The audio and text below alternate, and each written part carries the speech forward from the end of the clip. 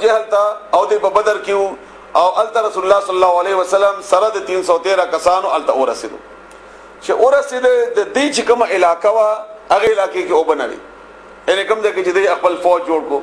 او بنوي او د اسمکه د ریګ اسمکه وا رتیل اسمکه وا شګینا شګه چې کوم ته ویل کی او کافر اسمکه چې کومه هغه خټینه وا هغه مضبوطه علاقہ وا او بم د غي طرف کې او هغه زید هغه نه اوچت هم او مسلمانان په خکته طرف کې په بره طرف کې مو چې جګړه د پاره دا یعنی د اسمي جګړه د پاره د لاس جګړه د پاره د خیلا کنه رسول الله صلی الله علیه و علیه وسلم چې کلا کافر اولیدل چې داسې دوم دام سره او ډېر اسلحه سره او ډېر تیاری سره راغلي دي او بیا د خپل ملګری اولیدل نه اسلحه شته او نه قوت شته نه دوم دام شته وغیرہ وغیرہ چنانچه د پیغمبر علی السلام چې کوم خپل خیمه وا هغه تننوته او ټول شپه غجاری او دعا کوي او داغه دعا کې خاص الفاظ داو چې حسبي الله حسبي الله حسبي الله لکه څنګه ابراهيم عليه السلام دغه دعا کړې و هم د کرنګي هغه دعا کړې و یا حي یا قيوم برحمتك استغيث او الفاظ داو چې الله کداغه فوج نن شکست خوري لا مسلمانان نستا په دې مقدس مکه باندې بیا څوک د استاد نو ماغستون کې نه وي نو یا الله مونږ ته کامیابی راکړي او د جاری او جاری اوخ کی مسلسل پدې کې ابو بکر صدیق رضی الله تعالی عنہ رسول الله صلی الله علیه وسلم خیمه ته نه نوت او ورته ارزه وکړي چې یا رسول الله داسې صادره اور باندې شاته واچو او بیا داسې غیږه ته چاپې راکا بهترین ملګریو ایمانو هغه ته چې یا رسول الله نور مجاړه ته ډېر زیات نه تا دعاګانې وکړې تا به الله نه خرابوي او استاد فوج به تعالی نه خرابوي الله به دې سره امداد کوي الله تعالی به امداد کوي دې سره چنانچه رسول الله صلی الله علیه و سلم خاموش شو او ډیر حدا پورې خاموش شو بیا بهر راوته او بیا ویل چې خوشاله اوسئ ما سره الله وعده وکړه چې ستا فوج به کامیابی ستا فوج به کامیابی او د چهره د بیا چمکاو شو چنانچه سحر شو سحر باقاعده سب بندیو شو الله تعالی بګنه باران وکړو د هغه باران په نتیجه کې د دې چې کومه شګن ازمکوا دا مضبوطه شو او دا غي چې کومه خټین ازمکوا دا نور خټې جوړې شوې هغه د پاره د اسپو او هغه د پیدا فوج د پاره یو مشکل کې پرې وته لګي همدارنګه د باران په نتیجه کې دوی تعالی او باور کړی دا د اوبو په نتیجه کې دوی او د سونمو کړل او د سکلو تنظیم وکړو دا مل امداد کو اشارات وشول اشاره ملاو شي رسول الله صلی الله علیه وسلم ته د امداد بل امداد الله تعالی کو چې 3000 فرشتي بزر علیکما او کا بیا په دې کې افوا پیدا شولا چې کورز یو هغه کې سردار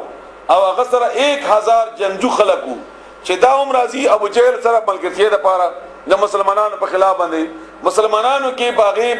افوا بنیاد باندې لګیر راغله نو چې راغله الله تعالی ویلي چې کدی سره امداد وشو بار نه څوک راغلل نو زو د فرشتو تعداد 3000 په ځای باندې 5000 کم تاسو سره غواړي ګما پریشان کیږي ما او د الله رضا لپاره او جګړو کې دي قوم سره نو عظیم ترین جهاد د الله تعالی په دې جهادونو په دې تاریخ کې ځکه چې کدا جهاد د مسلمانانو ناکام شوه وي د مسلمانانو بیا خپل کول ځای نه او دغه جهاد چې کامیاب شو نو دا نه چې د مکه کافر د کیسر او د کسرا او د غرنګ د ټولو د کافرو قوتونو په ځین کې د مسلمانانو روب او د مسلمانانو قوت کېناست او مغه وجدا تبنه ورځ پورې چې اسلام کامیاب الا دا چې زموږ د مسلمانانو د خپل کمزوریانو د وجنا چې موږ ناکامي یا ذلیل یا نور مشکلات موږ ته چنانچه جګړه شروع شو د جګړې په آغاز کې د اغې درې پهلوانان راووتل هغه ویلي چې تاسو مراوځي مقابله ته دا په طریقه ول یو پهلوان وته نو د انصار او درې صحابه کرام ووتل مقابله ته او مخونه پټول پدې ورکول هغه کافرو پښتنه وکړه او مې ابن خلف وغیرہ چې څوک یې تاسو دی ورته ویلي چې مونږه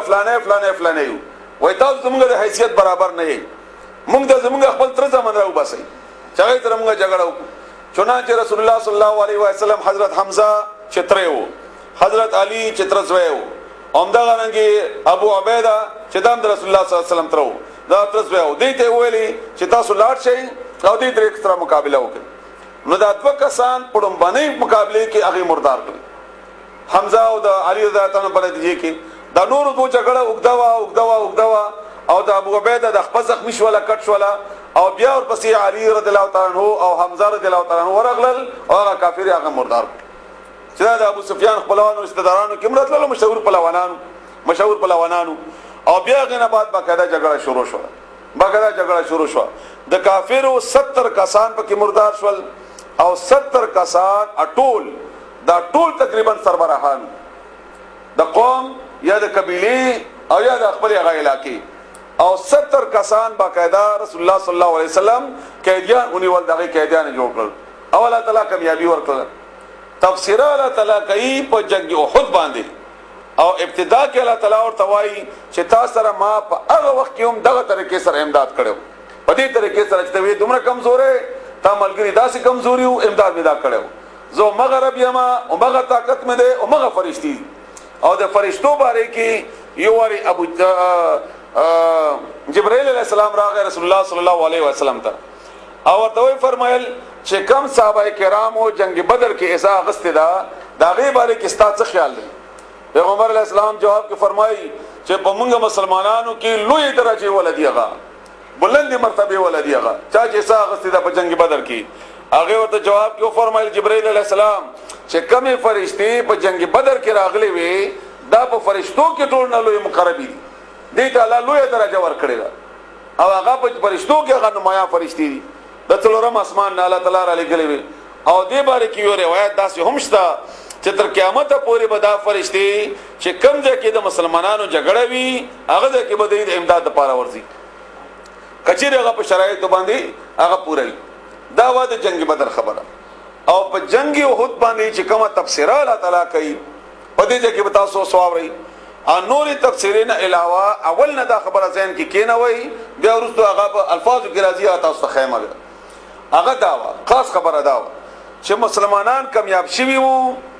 او 50 کسان د عبد الله ابن جبیر په قیادت کې د شا طرف نه چې کومه د خطر و د حمله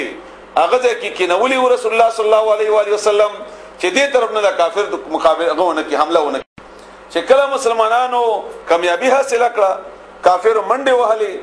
او دې غنیمتونه را جمع کول شروع کړل نو د عبد الله ابن جبیر په سربراهي کې چې کم کسانو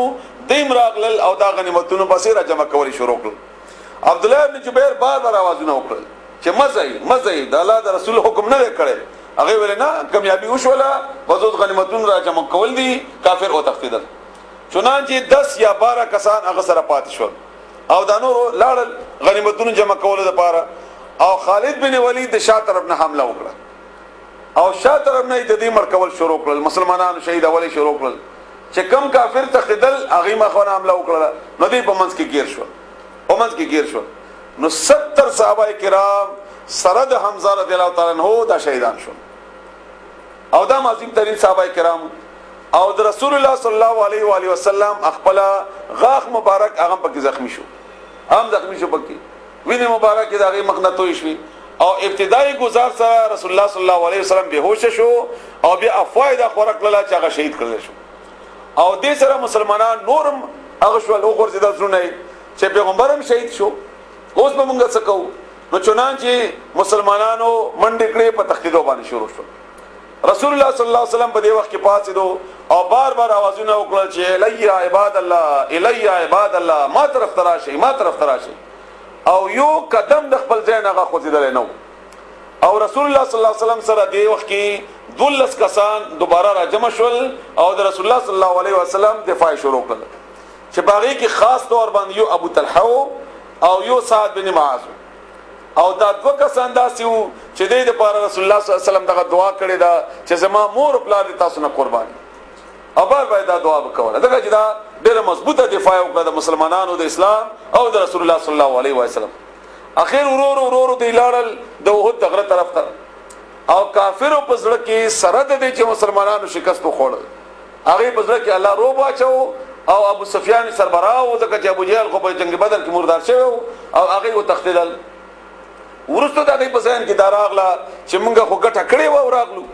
په کار چې موږ د لاشو دوباره حمله وکړو په مسلمانانو باندې او مدینه باندې او دغه مالونه او کورونه او خځه هغه موږ ونیسو خو الله دغه په ځکه روب واچو او رسول الله صلی الله علیه و علیه وسلم په دې موقع کې او یا کسان دغه تعقب کې واستول او په سبب یا بیا رسول الله صلی الله علیه وسلم دا غي تعقب وکړو او چې کله رسول الله صلی الله علیه و